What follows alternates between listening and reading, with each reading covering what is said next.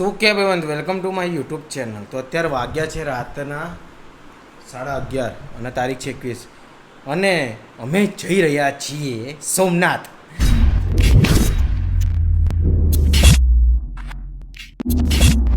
Ahmedabad two Somnath. કારણ કે કાલે છે એટલે કે હા હવે અડધો કલાક પછી એટલે કાલે સોમવાર થઈ જશે. સોમવાર છે શ્રાવણ મહિનાનો છે છેલ્લો સોમવાર. તો હું દર્શન કરવા જઈ રહ્યો છું કારણ કે શ્રાવણ મહિનો રહ્યો છે ને એટલે બરાબર. તો અત્યારે અમે ફટાફટ જઈએ કારણ કે મમ્મીને હોઈ જવું એટલે મમ્મી ક્યારની આમથી આમ ફરફર કરે કે તમે ફટાફટ જાઓ તો હું હોઈ જાઉં અને અમારા ડેઝીએ ફરફર કરે. જ્યાં સુધી હું જઈશ નહીં ત્યાં સુધી ડેઝી પછી આમથી આમ ફરિયાદ કરશે. એટલે બાકી બીજું બધું તમને રસ્તામાં બતાવું. ઓકે. તો ફાઇનલી ગાઈસ હવે અમે નીકળી ગયા છીએ. વાગ્યા છે 12:20. તો હવે પહોંચશું મોટું કેટલા કલાકનો રસ્તો? થિંક 7.5 થી 8 કલાક. ઓહો આઈ થિંક 7.5 થી 8 કલાક. હા બરાબર 8 કલાકનો છે રસ્તો. એ તો ભાઈ જેવું ડ્રાઈવર ચલાવે જેવું ડ્રાઈવર આપણે શાંતિ રાગે જવાનું. અને રાજકોટ સુધી એવું અમને ખબર પડી કે રાજકોટ સુધી રસ્તો છે ને રાજકોટ સુધીનો રસ્તો થોડોક ખરાબ છે. 20-25 કિલોમીટરનો ખાલી. એ તો આલામાલી કરે 20-25 ને થોડોક વધારે કિલોમીટરનો રસ્તો થોડોક ખાડા ખડબડ છે તો ગાડી થોડીક ધીમી ચાલશે. બાકી નીકળી ગયા છો છોકરાઓ. હવે પહોંચીને તમને કહું કે કેવી રીતનું ત્યાં સોમનાથમાં માહોલ છે. બાકી હર હર મહાદેવ.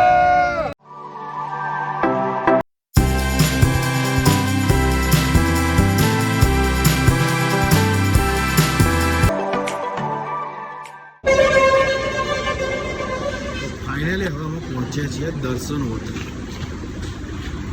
અમે દેખાય છે ને ત્યાં ફાઇનલી ભાઈ મસ્ત ઊંઘ આવી ગઈ. મેં તો મસ્ત ઊંઘ કરી લીધી. મારો મોન્ટાના બધું પ્રોબ્લેમ હતો. મોન્ટાના વાયા બે થોડીક મજા ના આવી. મને તો મજા આવી ગઈ. મસ્ત સુઈ લીધું. મજા નહીં લાગી.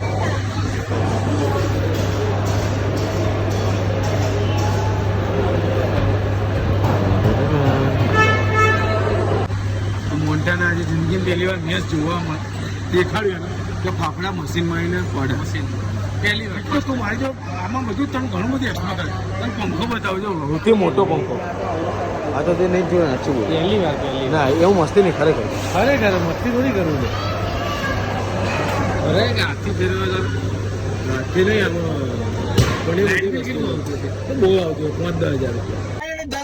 10 મિનિટના વિરામ પછી અમે હવે નીકળી ગયા છીએ પાછા અમે સોમનાથ જવા માટે. તો સરસ મજાની ચા પીધી મજા આવી ગઈ. એટલે મને તો મજા જ આવતી હતી. મારે તો સુવાનું જ હતું મારે એટલે મને મજા આવી ગઈ. હવે પાછું ચા પીને થોડી 10-15 મિનિટ ધમાલ કરીશ.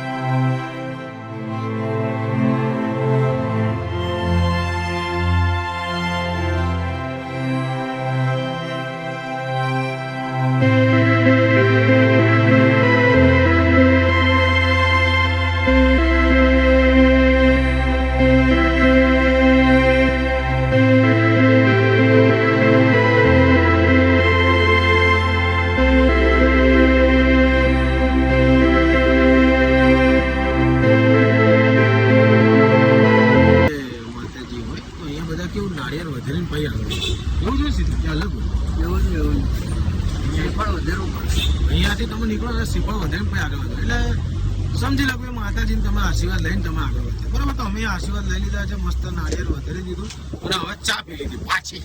હવે સીધું ચોટીલાથી હજી કેટલા કિલોમીટર બાકી રહ્યું છે? 250-300 કિલોમીટર હજી. મજા આવે છે રાઈડ એક્સપિરિયન્સ કરવાની.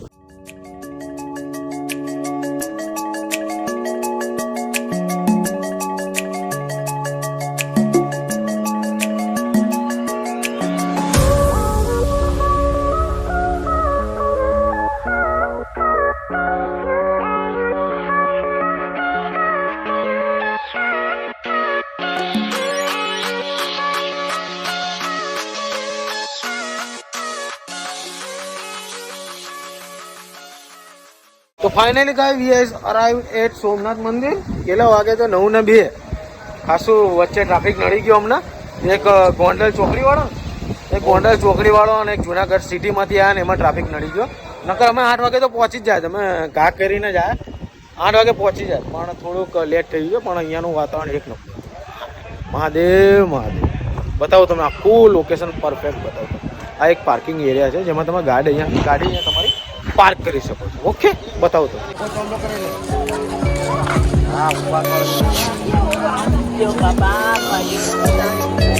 પછી बाद में जय भोलेनाथ. बाद में तो पब्लिक तो खतरनाक है बॉस. तो यहाँ पे मैंने मास्क पहना है ताकि लोग मुझे पहचान ना सके. બધું ઉતારા જ કરું. ઓહ, इसमें ચોલો મોટો આ ચડા દે.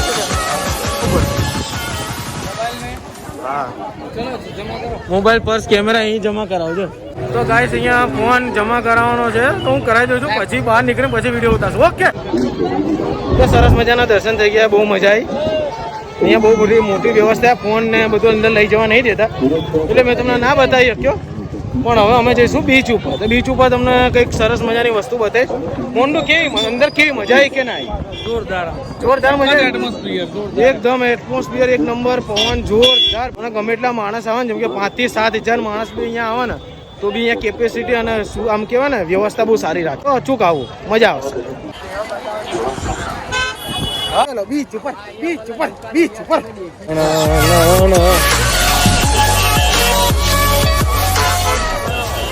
તો હવે અમે જઈએ છીએ ગાઈસ બીચ ઉપર. સરસ મજાનો હું તમને સીન બતાવું. આપણી જો ઇન્સ્ટા 360 છે તો વ્યવસ્થિત સીન બતાવીશું તમને. ઓકે. જો બધા મોટું વ્લોગની ઓડિયન્સ મજા મળી આપણને. તો ભાઈ એમ કીધું કેનેડાથી હું આવ્યો છું અને હું તમારા વ્લોગ છું. આ ભાઈઓ બી તો પહોંચે છે એમ છે મજામાં. અહીં હમણાં આગળ જ જોયા છે. આગળ હમણાં ક્યાંથી યાર? હા જો ભાઈ ટિકિટનો. અને આમાં તો બીચના પૈસા કરી નાખ્યા. साइकिलिंग चार्ज नहीं अरे आ लेकिन कपल तो 20 रुपया से ना ले तू. 5 रुपया 20 रुपया. बायनो पे 20 रुपया.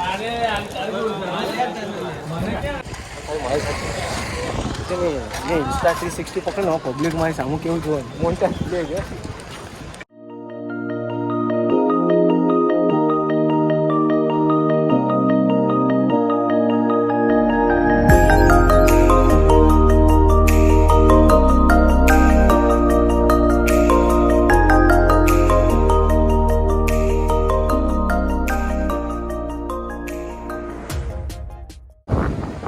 અહીંયા સોમનાથના બીચ ઉપર સરસ મજાની કેમલ રાઈડ અને હોર્સ રાઈડ પણ થાય છે. જો તમારે કરવી હોય તો ખર્ચે.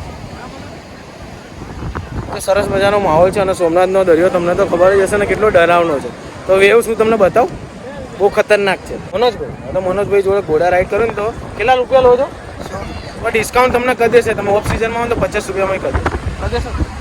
એવું આ બધું, આ તો સિઝનના પૈસા. એટલે किसी का जांगिया भी यहाँ पे उड़ के आ रहा है गाइस, तो ध्यान रखिए, सतर्क रहे. यहाँ पे जांगिया भी उड़ के आ सकते हैं.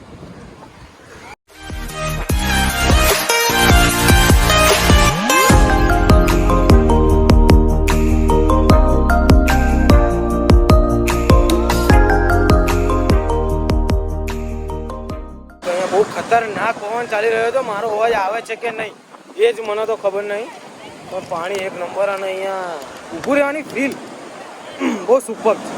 ઓકે, હું તમને બતાવું.